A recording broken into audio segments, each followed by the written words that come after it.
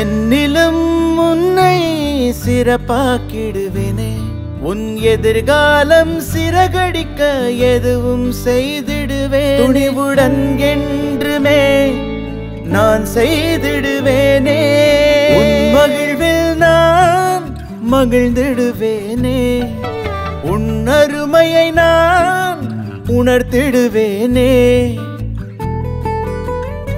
துணிவுடன் என்றுமே நான் செய்திடுவேனே